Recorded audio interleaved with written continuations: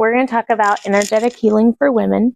What I want this to be is just a really, really casual Q&A.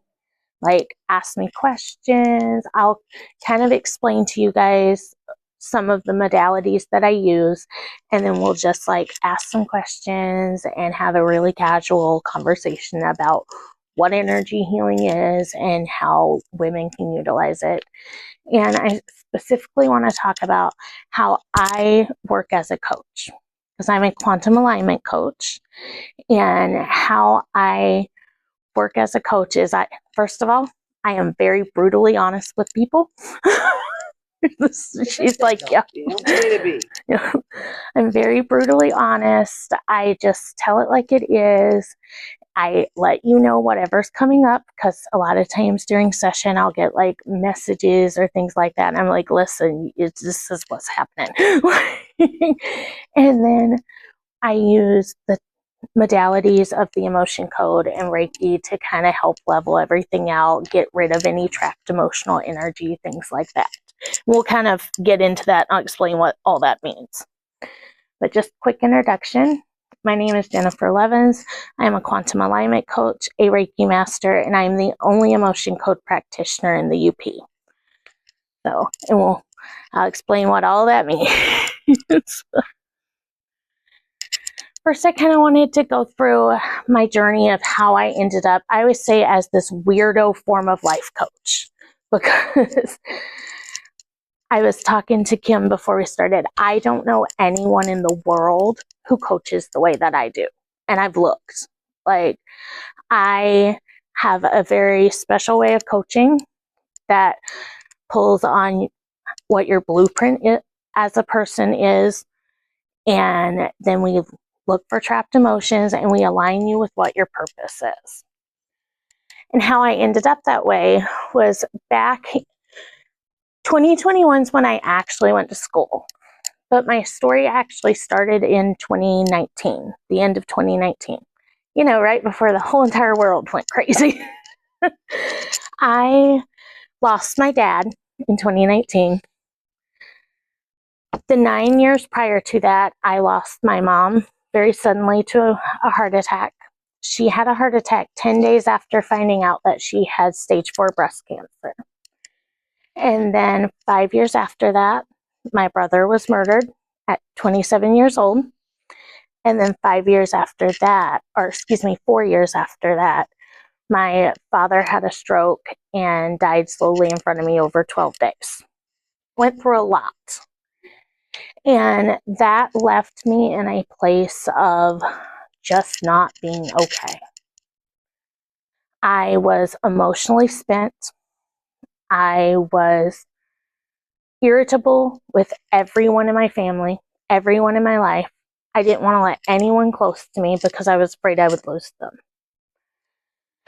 And I was trying so hard to embrace all of these things that I had always wanted to do, because I had just experienced this traumatic thing where I was like, life's really short. Like, I've lost all these people. Like, you got to go for it. You got to go do what you want to do, and you got to align with your purpose, and you've got to just do it no matter what. I was in that zone while also stuffing down every feeling I had ever felt. And so then 2020 hit, the whole world kind of shut down, and we all had to start wearing masks.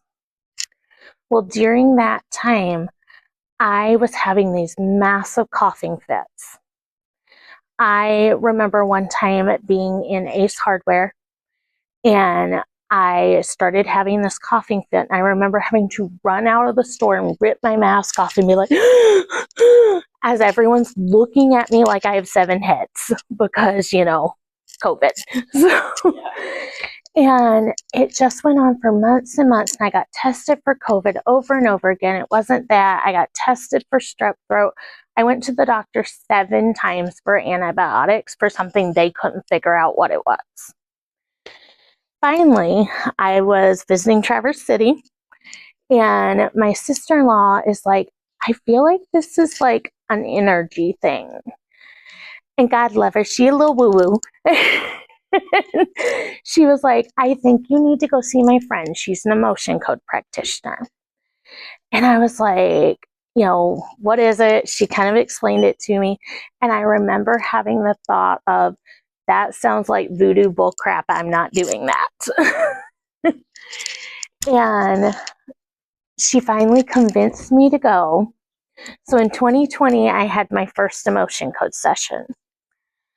I remember sitting there and talking to this woman about, you know, all these things that just kept coming up in the conversation. And she's doing this muscle testing thing with my body. And I remember thinking, I'm going to try and trick her. I'm going to like give her wrong answers. I'm going to not tell her what's actually happening. And it was incredible. Anytime I tried to do that, what would actually happen? Like my body would give the correct answers. So by the time that, you know, we got done with the session, I was completely enamored. And I'm like, tell me all the things. How did you learn to do this? Like, you know, tell me more. So in 2021, I went to school and I became an emotion code practitioner. Then in 2022, I had started seeing clients and realized that when we were in session, I was naturally coaching them as we were, you know, chatting. And so I decided that I needed some sort of skills.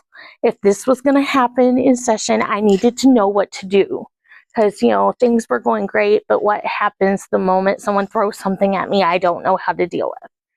So I decided to go to life coaching school. I went to what I call quantum alignment coaching through Transformations Academy and got my certificate as a life coach. Then, because I'm a crazy person and wanted to take it even further, in 2023, actually late 2022, and then I graduated in 2023, I went to a place called Place of Bliss Academy and became a Reiki master. The lady I studied under has hot pink hair. She's absolutely amazing. Her name is Sufi Gomez, and I love her to death. But I studied under her, and I took my Reiki 1, Reiki 2, and then the master level through her. And I was like, yes, we're done. We're done with school for the rest of our lives. Because I had already spent, you know, multiple years in school. But then in April of 2024, I got invited to go and study with William Lee Rand at the International Center for Reiki Training. William Lee Rand is basically our generation's most renowned Reiki master. He's amazing. He is literally the guy who wrote the book on Reiki. So I went and studied under him, and I studied Holy Fire Reiki, which is a deeper level of the Reiki experience. I studied level 1 and 2 through him. I'm actually going back this fall to get my master level through him, because he makes you go through everything all over again. So that's kind of my journey to becoming a weirdo quantum alignment coaching and fusing traditional life coaching with that energetic healing as well.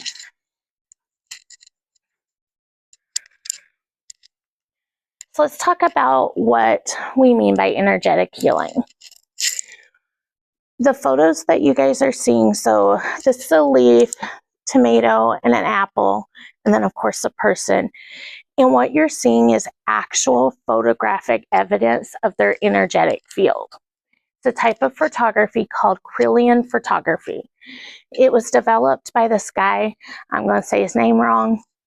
His last name Kirlian, his first name's like Simone, I think is how you say it. He was an electrical technician who developed this type of photography that would let you see the energetic field of objects. And since he developed this in 1939, there's been tons of research done on Kirlian photography, and it is so incredible. They can literally show you the energetic blueprint of living things. So like in this leaf here, I wish I'd put a photo on here, but I didn't have enough room. There are actual photos where they have cut a leaf in half and you can still see the energy from the top of the leaf that's no longer there. It is incredible. And what they discovered through this research is that every living thing has an energetic field. And if we have an energetic field, if we're made up of energy, when we look at the human body at its most minute level, we're talking magnetized to our most minute level, we are literally balls of energy. So what's kind of happened with that in the healing world is you can take that energy. If we know it exists, then we can do something about it, right? So when we experience things and we have, really traumatic things happen to us, they affect our energetic field. And when we don't process that energy properly, it ends up getting trapped in our bodies. And since we know the energy exists, we can do something about it. This one, I actually just want to show you guys this one. This one is so cool. This is actually a human's energetic field. That's what most people call your aura. So the top is one person and the bottom is one person. Yeah. And so like we talk about, seeing auras. That is what people who see auras can see. I don't have that gift, so I wish. But yep. I don't mean it. Yeah. Let me find my spot. Hold please. I went off script. All right. So my two forms of healing that I'm educated in are the emotion code and Reiki. The emotion code is probably the one that I use for myself the most. Reiki is the one I use the most with other people. So I started in the emotion code, like I said, because I was having this issue where I was coughing and coughing and coughing and coughing all the time. I would also be in the middle of a conversation with someone and my voice would just go out. It was just gone.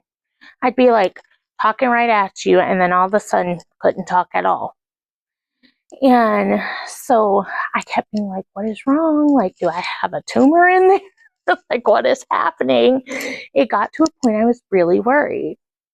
And my sister-in-law suggested that I do some meditations to open my throat chakra.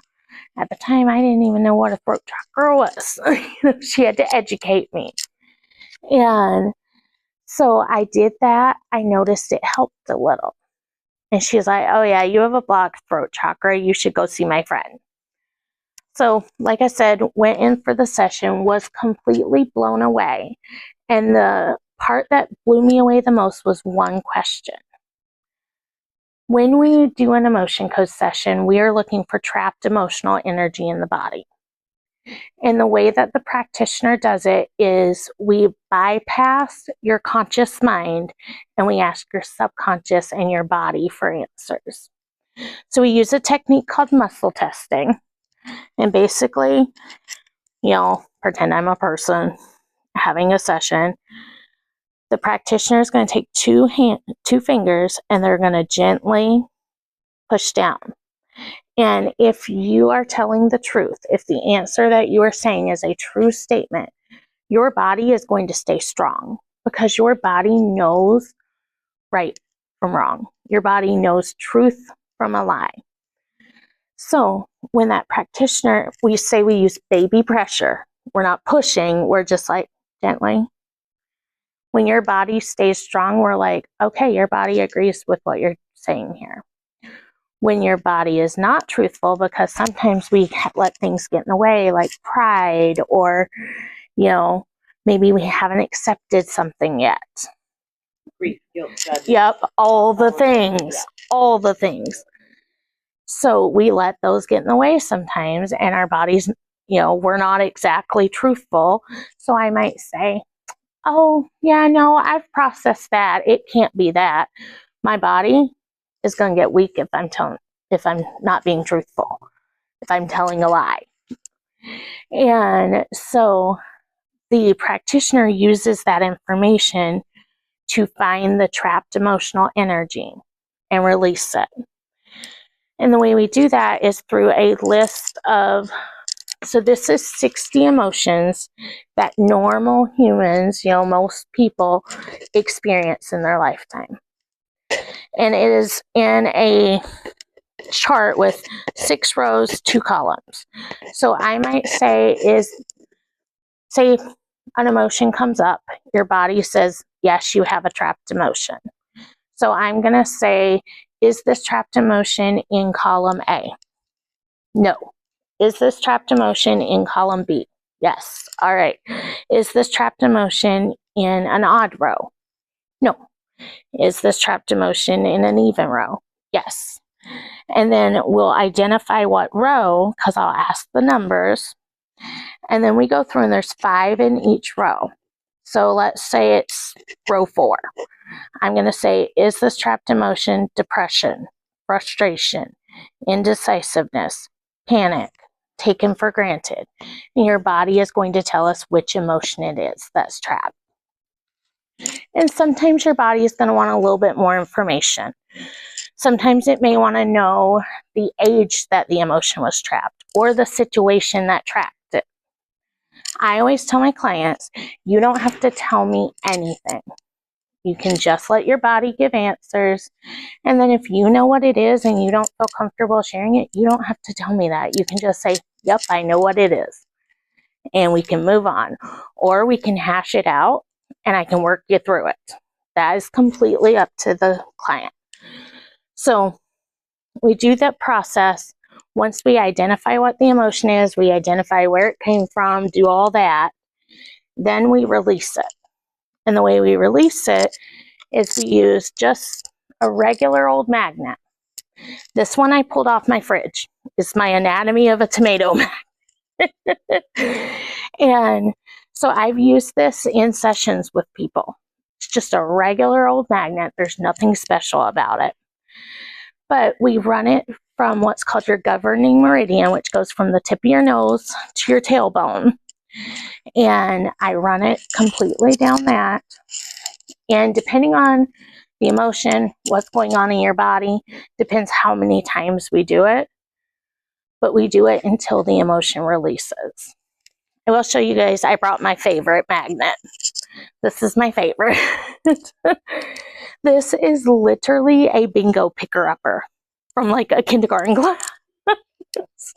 It's nothing special. Everyone's like, what is that cool magnet one do you use? And I'm like, I bought it on Amazon for $13 for a pack of 4. It's nothing special. Yeah.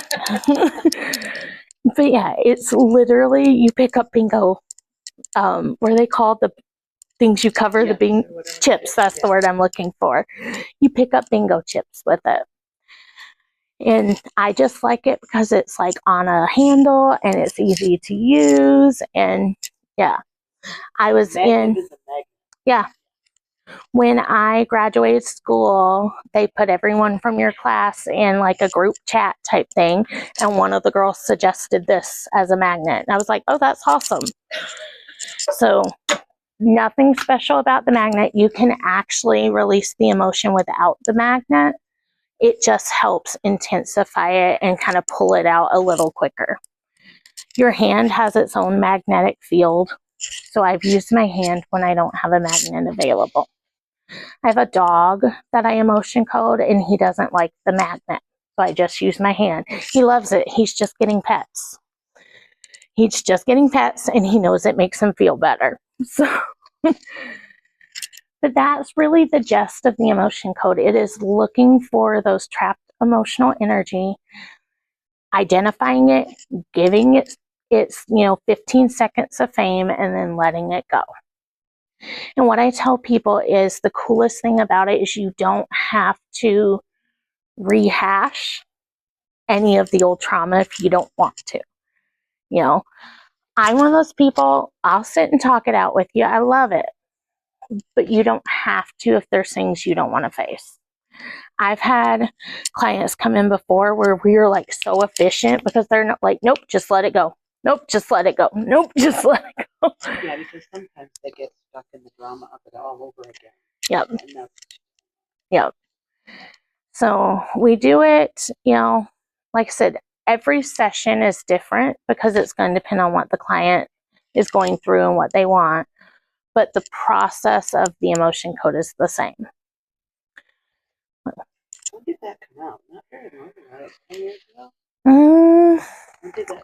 Feel like so developed by Dr. Bradley Nelson. Right. Yep. And I want to say it was like was in the 90s, but I feel like it was more like early 90s. So I've actually brought the book with me. We can look it up. So, yep, I brought my book and I brought some Reiki information.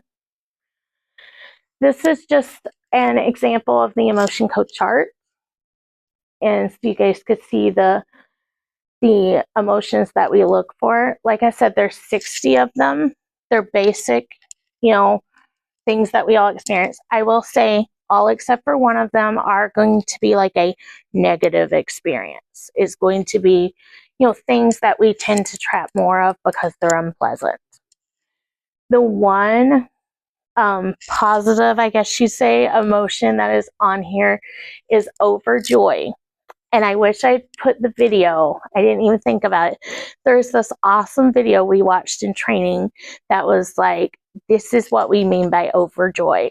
And it was Kristen Bell when her husband threw her this birthday party and got her a sloth for her party.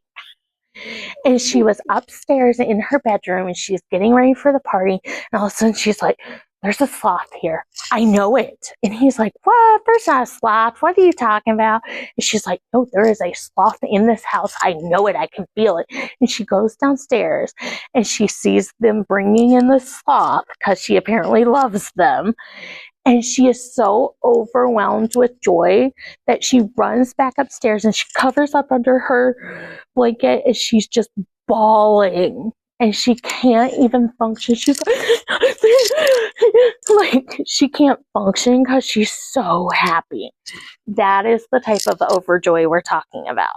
Because that's, you know, it gets to a point like it's so overwhelming for you that you can't function. The rest of them, like I said, aren't as great. There's like anxiety, abandonment, failure, self-abuse is one. I was always overwhelmed affected me a couple of years ago. Okay. And it was, I'm like, how can that, you know? But I was just overwhelmed with everything that I just didn't function. Yeah. You know? I've lived in that. Yeah. At that. Yeah. One that comes up that is always an interesting one to get kind of to the root of why it's there is creative insecurity. That one is interesting. And then wishy-washy. People are like, what do you mean wishy-washy? And they're like, I don't know what that would mean. It could mean this. It could mean that. It could mean this. Yeah. And I always go, yeah, that right there.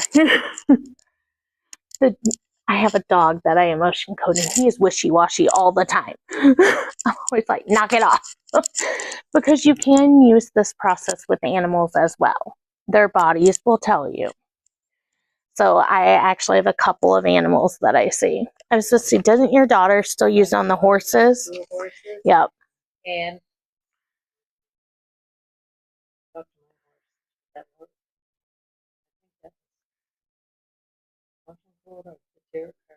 Oh, yep. My horse, I just had her last year. Told her she was afraid. She didn't feel loved yet. Okay. I had her last year. Yeah. And she was afraid we were going to push her too fast because she had an injury on her back end. And see, that's amazing. That's stuff you would not know any other way. For gelding, he had issues. They didn't know what it was, and she did the emotion code on him. I know it was this one. It was his gelding stuff. Gotcha. Yeah. So what's so cool about the emotion code is it doesn't just affect our physical body, our emotional body. It affects our physical body as well. because for every single one of these emotions, we've been able to identify where it affects the body physically. Now, is it 100% accurate all the time? I've had sessions where like anxiety shows up in the kidneys. You know what I mean? But for most people, this is where we're finding these emotions trapped. And there's actually something called the emotional pain body chart that can identify where you hold specific emotions. I hold guilt in my ankles. We were talking about Sarah earlier. I will literally go to Sarah and be like, my ankles are guilty. Please make them less guilty. Because they will ache when I'm feeling guilty about something. I had an experience where my son ran away from home.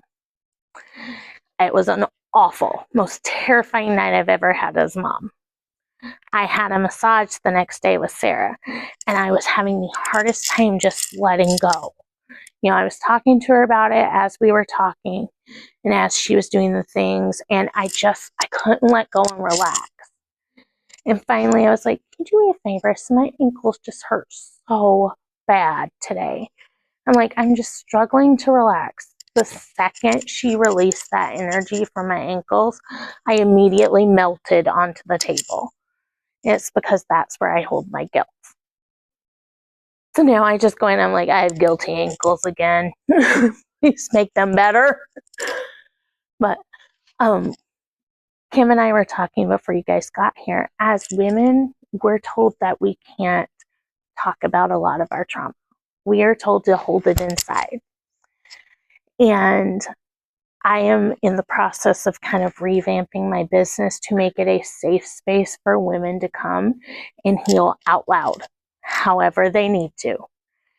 And, you know, we were talking about, we're told to be quiet and proper, and especially like my generation is lucky because we have a lot more freedom with it. There's a lot of generations that aren't. Yeah, you're told to keep it quiet. I was telling him I'm working with a group of like women in their late 60s, early 70s right now, and all they want to do is just go be naughty. And I think that's awesome. No, they want to go like shoot guns and go axe throwing and like they do a breakfast. Okay. I want to make sure there's no kids in here. I think those kids left. They do a breakfast called Bitches Brunch. They've invited me to start coming to their brunch because they want someone to lead them in being naughty. And I'm like, absolutely, let's do this. So, yep. Yep. Yep. So a lot of times if I'm working with someone like that, I'm going to find a lot of these trapped emotions and we're going to be able to identify them. And so many of them are found right here. So many for women. I don't see pancreas up there anymore. That's because it's not. It bothers me. I'm diabetic and I'm always like, but what about all the things that are affecting my pancreas? Because in the kind of esoteric healing developed by Alice Bailey is what I've practiced for 20 years. Okay. And that is where the pancreas is where you find guilt. Okay. Gotcha. And you think about all the people that are diabetic in our country, and what does that tell you? So I was just curious. It's not on there. Yeah, I was to say, I know that's one that's always driven me nuts because it's one that affects so many of my family members. But perhaps, and has it ever come up in your work? The pancreas, yes. Yeah. Yep. So it's still there. Yep. It's still holding emotions. Yep. You got to figure it out. Yep. And like I said, every single person that I work with is different. One, when I was back in school, because part of my schooling is I had to do 30 practice sessions on people and 5 practice sessions on the animals before I could get certified. I had to like fill out all these notes and turn in a portfolio. It was a whole thing. So during one of my practice sessions, I worked on my best friend. First of all, I had to emotion code myself out of my best friend, and that was rude. I was like, oh, I wasn't expecting that. But we had an emotion come up for her, and let me find it on here. It was peeved, right here. So peeved came up for her in relation to a situation with her brother and some feelings she had about her brother. And so as soon as we released it, like we're talking the second we released it, she's like, can we take a break? I have to pee really bad. And so she's in the bathroom, and I was like, oh my God. And she goes, what? And I was like, that emotion is housed in your kidneys and bladder. And I was like, you just pissed out your brother. But so now we say that all the time, of like, anytime we're talking about her brother, she's like, I'll have to pee. But it's amazing how your emotions can affect your physical body. And once you start releasing these emotions, it's amazing the amount of benefit that people start seeing. They almost always, I don't know that I've ever had a session where someone left and they're like, I feel worse than when I started. They always tell me I feel lighter. I feel, they tell me they sleep better. I always tell them drink a lot of water, because energy work takes it out of you. You need a lot of water. But like, after my first session, I slept 10 hours. I mean, in good sleep, that nice, hard sleep. So I always tell people, it is crazy the way our emotions affect our physical. And then we've talked about the releasing with the magnet. That is how we release them. When we release these emotions, some people feel like a little tingle. Some people can actually feel the energy leave them. Some people have to go pee. That actually happens a lot. Some people will yawn, or they'll get really tired, or some people don't feel anything at all. They're just like, yeah, I didn't even feel it.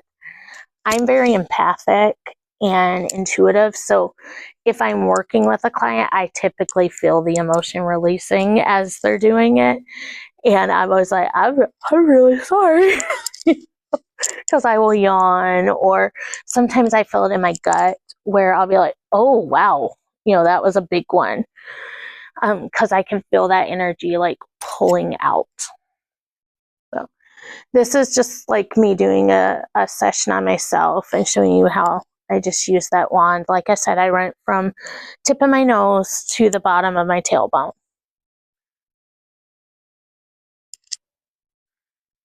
The other modality that I use with my clients is Reiki. Reiki is one of my major passions because it can be used for so many things.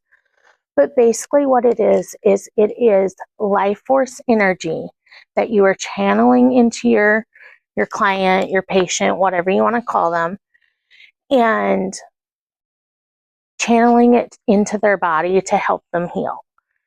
So instead of, say, someone's knee hurts, I'm not going to Reiki their head. You know what I mean? I'm going to channel it straight to that place they're having the problem. And typically when I have a session with someone, I will start from the top of their head. I do a process called Biosen scanning. I go from the top of their head to their feet and pick up on where there are any areas where the energy is off. And I'll usually identify, so say their heart chakra is off. Excuse me, words are hard. I will identify how far into their energetic field it is. So I'll start real close and I'll just move up and down until I no longer feel that imbalance. And so when I do Reiki, typically I'm working on their physical body, and I'm also working on their chakra system. Now, I will say, in traditional Japanese Reiki, the chakra system doesn't exist the way it does for Americans. I actually learned that when I was studying with William, because I have been taught my entire life that Reiki was the chakras. That is what everyone has been taught, and that's actually not in the original text. It came along in oh goodness, what year was Madame Takata? When you look at the history of Reiki, Reiki was discovered by a guy named Mikao Usui, and then he taught in his lifetime 22 Reiki masters. One of those was a guy by the name of Hayashi, and I'm never going to get his first name right, so I don't even try. But his last name is Hayashi. Hayashi in his lifetime taught 21 masters. One of them was a lady by the name of Takata. Takata was an American, well, she was Chinese, but she lived in America. She lived in Hawaii. She was battling a tumor, found out that her parents were dying, went to Japan to see her parents, and ended up staying there and getting treatment for a year with Reiki. Tumor healed, and she wanted to learn it. So she was one of Hayashi's masters that he taught in his lifetime. She is the one who is credited with bringing Reiki to America. Well, when she did, it was 2 years before Pearl Harbor happened. When Pearl Harbor happened, anything that was considered Japanese was evil. Yep. They wanted it gone. She had to teach in hiding, and she changed a lot of the original teachings, and she brought the chakras into that teaching then. So I always tell people, I'm like, you hear them go hand in hand. Reiki is your chakra system. No, it's not. It's so much more than that. But we do use it. I always check my clients' chakras while we're there and balance anything, because your chakras are your energetic centers in your body. And when they're out of whack, they kind of throw everything else out of whack. One being out of whack is going to throw all 7 out of whack eventually. So I identify your chakras. I do a Biosen scan to figure out if you have any physical energetic imbalances in your body, and then we go in and we balance everything out. What most people experience during those sessions, first of all, almost every single client I've ever had on my table has fallen asleep. They get very tired. And they just feel peaceful and calm afterwards. And what that does is it calms your body down, and it opens you up to accept healing. It allows your body to stop focusing on, the pain or the whatever, and actually start doing the healing. So I always tell people the emotion code, I use a lot more for the emotional body. Reiki, I use more for physical body. We also use it for emotional, but mostly I use it for physical.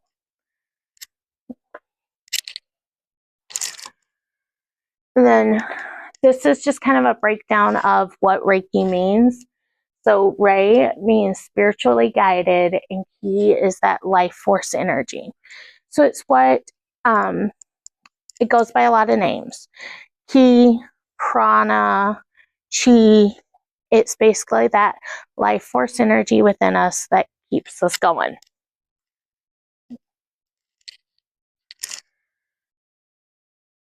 I'm going to go over here so you guys can see this part. So just wanted to go over so that everybody's clear what Reiki is and what it's not. Or I should say what energetic healing is and what it's not. First of all, it is a complementary medicine. It is not a replacement for traditional medicine. I have had clients come to me and they're like, this is great. I don't even think I need to go to my doctor. And I'm like, oh, yes, you do. please go to your doctor. It is also a spiritually connected form of healing. So there is going to be that spiritual aspect there. I try to tell my clients that straightforward so they know, like, I'm connecting with your spiritual body.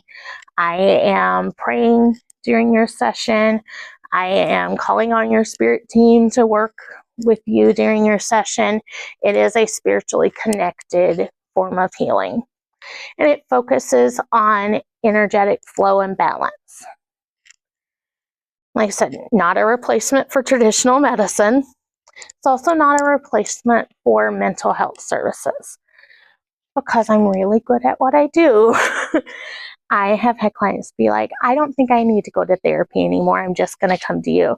And I always remind them of the contract we signed when we started that says you have to stay in therapy if you're already in therapy. And then it is not a one-size-fits-all approach. Every client, every person that I see is going to react differently to the different modalities. I have never, in the entire 5 years that I've been doing this, had anyone be like, this is horrible, I'm done. Like, I know everyone's gotten benefit from it, but that benefit is going to look different for every client. And then it's not a magical solution to all of your problems. I always tell people, Reiki is not going to fix your problems. The emotion code is not going to fix your problems. Your life isn't going to magically be better because you did these things. You're going to feel better and you're going to handle things better. But it's not going to magically make all of your bills get paid. Right. Yeah, I wish. I so wish. But it's not. And then I just wanted to leave you guys with some information about myself. So here is my number. Here's my website, which is currently not online until June 1st. June 1st is coming. I have one thing left to do. One. And then I have renamed my business recently, and it's the Feral Healing Company. So I'll let you guys take a picture of that. So how long did it take you to learn? I mean, I'm wondering how many sessions you did spend on muscle testing, because I had a chiropractor and the best muscle testing diagnostician I've ever met in my life. One thing, and I've tried doing it. Yep. I think I just don't trust myself enough yet. So, what do you find when you muscle test yourself? I can't really. You know how you can do this? The ring. Yep. You can do that one. So, have you tried this one? So you take your middle finger and you put it over your index finger and you use that to put your gentle pressure. Some people find that one a little easier. I struggle a little bit with the ring because I feel like I don't get as clear of answers with it because my fingers want to stay strong. Yes. You know what I mean? Yes. So I've done that one. I've also done the leg length test. It is a little hard to do without a partner, but it's the one where you ask the question and literally the person's leg will physically be shorter than the other. Mm. Yeah, it's really interesting. Sometimes I just would stand straight, and then if I lean forward, what is that called? That one is called the sway test. Yeah, yeah. I think that one. I don't have very good balance, so I don't ever do that one for myself because I've actually almost fallen a couple times doing it. But for me, I typically will do this one, or sometimes this seems to work on myself. Yeah. So for clients, I always start with the wrist one. If that doesn't work, like I think you and I did the sway test. Some clients that works best with. I just want to say that I'm so happy that you're out here, because for me, I think when I try to explain the work that I do, which is very similar, it's balancing your chakras, releasing blocked energy. Yep. That it's just a matter of language. We're not teaching people that we have energy bodies in addition to our physical bodies. We're not teaching kids this where they're grown up knowing it. Right. My daughter told me one time that she is so incredibly happy that she grew up in a home that talks about these things. So she is an interesting case for muscle testing. I can't muscle test her. It doesn't work. She has to muscle test herself and tell me what the answer is. And she muscle tests backwards. Interesting. She gets... Is your polarity okay? I don't know. Like, she's just always been this way. It's weird. I'm like, you'd always be the weird one, wouldn't you? But yeah, she, her yeses are weak and her nos are strong. So I'd be interested if you are interested in. I tried. Was it a month, 2 months ago? Catherine at the bookstore and I. Mhm. We just wanted to have a beginning discussion group around woo stuff. Oh, are you Like, guys the what one is the running it? chakra? I've been trying to That figure out is- who ran it. Yeah, I made the poster, and Okay. Catherine said, "Hey, we can have it at the I would bookstore." absolutely We had love to one attend person one. show up. Okay. So I said, you know what? I think we're going to skip summer I didn't into know. the fall, and we're going to say, hey, have you ever wondered why you're here? Why are we here? What is consciousness? Let's start Okay. with that. Maybe that's not as. But I had 3 people call me up and say, hey, I want to learn about that chakra stuff. What is that? And 3 people called me on my cell phone to ask me if what the class was, what the group was about. I said there's no fee. Yeah, it's just a group. discussion. And nobody showed up. So I don't know. Okay. It was this beautiful sunny Saturday. So maybe they just got distracted or something. I don't know. Maybe But hosting them outside in the summertime, Yeah. like on the beach. Yeah. You know what I mean? Like, get people in that element that they want to be in.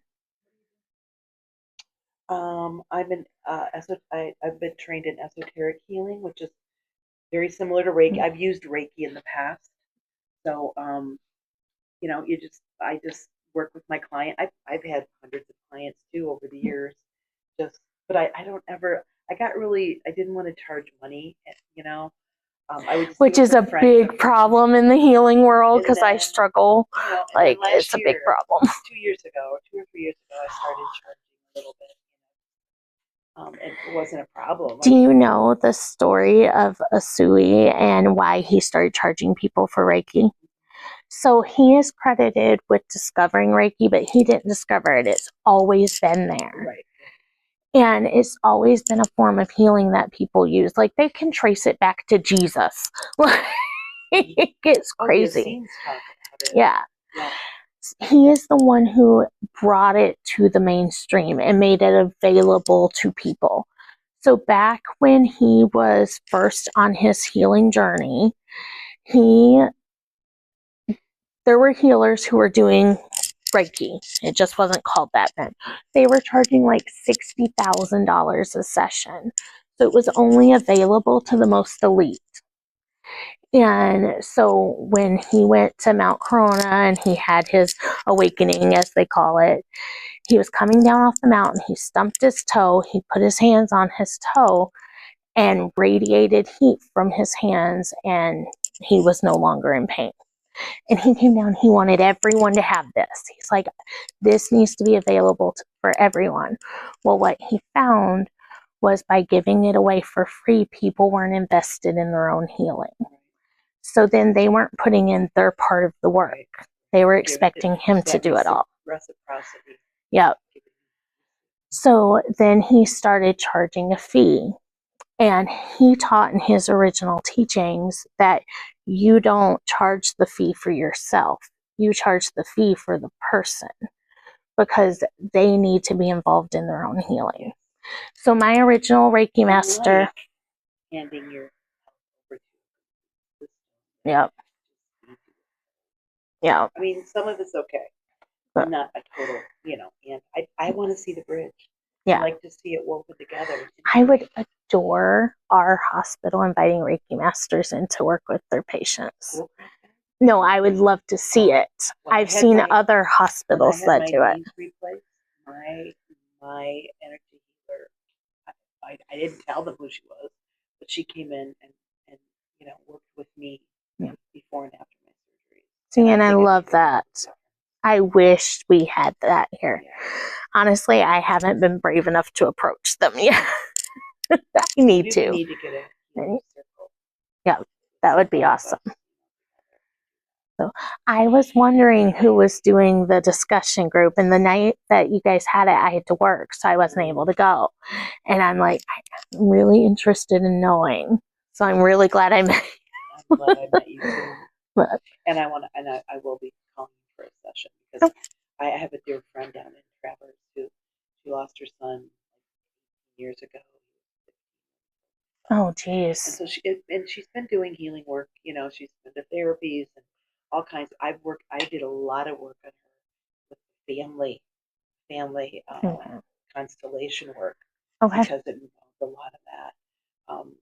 But she went. A former student of hers called her and said, "Hey, Kathleen, I'm doing this new work. I want you to come and do it for free. I want to try it on you." She said, I didn't even realize I was still carrying all that stuff. She did. She said, I felt like I was floating out of there. And she's been to him 3 times. And when I saw her a couple weeks ago, she's different. She's so much lighter and at ease. You know, I could tell. I worked with a woman for a year after her husband passed.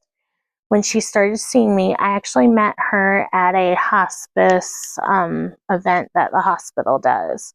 Her husband had passed away 3 months before, and her friend walked up to me and was like, "Hey, you're that witchy girl." Because that's what people know, because I share stuff online about all of this, and that's yeah. So, and she started talking to me about it because she was really interested in the emotion code. She had been to Traverse City to have a session because that's the closest other real people like me. I'm the only one in the UP. So, like, that's our closest people. Everybody goes to Traverse City, and I keep going, "Hi, I'm here." But, so she had a couple sessions in Traverse City, and so we ended up chatting, and her friend showed up, and we were all chatting, and we ended up spending like 2 hours after the ceremony was over, just sitting in the cafeteria having coffee and talking, and left, from the day. And a couple weeks later, I get a call from her friend that was there. She had mentioned her husband had passed 3 months ago. She was having a really, really hard time. She just wanted to feel better somehow. So I, set up a session with her. It was the most intense session I've ever experienced. I remember after she left, telling my husband I needed to go lay down. I was like, that session was rough. And so I went and I laid down, and I remember laying down on my bed, knowing I was in my bed, but feeling like I was falling into my bed. Like, it was just so intense.